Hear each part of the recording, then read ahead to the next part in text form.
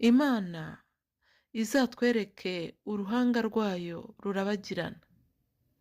Imana izadukikire mu biganza byayo nk'uko umubyeyi akikira umwana, nayo ndi kwibwira ko izadutetesha, ikatunezeza, ikadukuyakuya kandi ikatubyinirira. Imana ni ukuri izabidukorere kandi ni umubyeyi, ntabwo azabitwima tubimusabye. Tugaruke rero ku ijambo ryacu. Ivu risobanura iki?